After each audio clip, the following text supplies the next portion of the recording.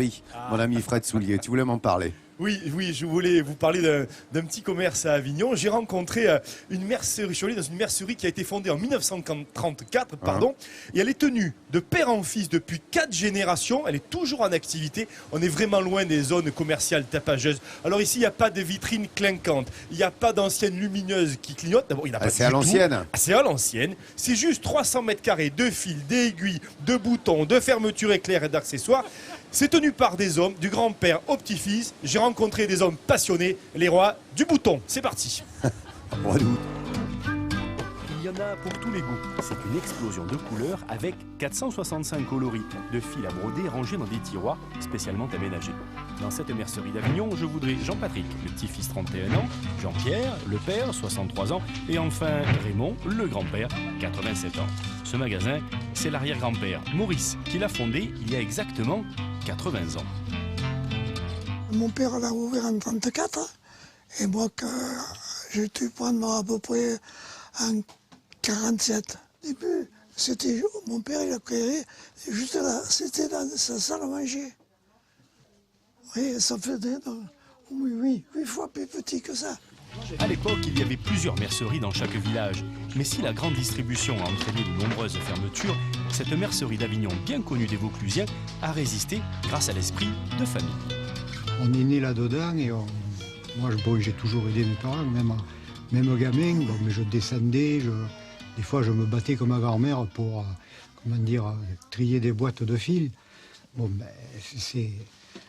On est là, je faisais mes devoirs au-dessus du magasin, mais dès que j'entendais un peu trop de bruit, j'étais attiré, je descendais. Les mercredis, je venais, je faisais mes devoirs sur le bureau, et puis au final, on commence à parler à 2, 3, 4 clients.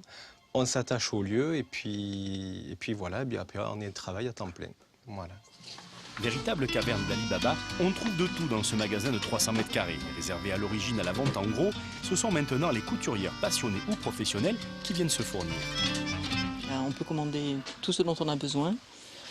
Voilà, donc effectivement, je suis souvent amenée à venir m'approvisionner. C'est un peu le paradis. On peut fouiner, on peut chercher des tas de choses et puis on a de bons conseils. Je fais beaucoup de broderie, donc je vais chercher mes fils ici et je fais beaucoup de pointes de croix, je fais du bouti, je fais du patchwork. Les passionnés de couture, tricot, scrapbooking et broderie trouvent leur bonheur dans cette ambiance surannée au décor inchangé depuis 80 ans. Les clients apprécient de voir du mobilier qui est différent. Sinon, à ce moment-là, je fais comme dans les supermarchés, je mets un beau linéaire bien blanc et ça n'a aucun cachet, ça ressemblera à rien. Il y a des clients qui ont dit que notre magasin avait une âme.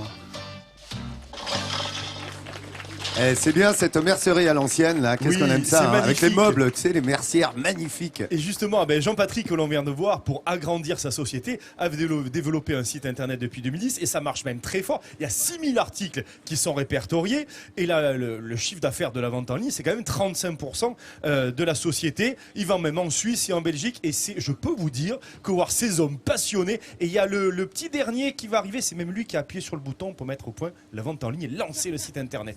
Voilà, on et ça marche. Et ça marche. Oui, et c'est à Avignon, ici. Voilà. C'est bien, voilà. C'est Belle une belle adresse. Vous viendrez ici, voilà, vous irez découvrir cette belle famille, cette belle mercerie.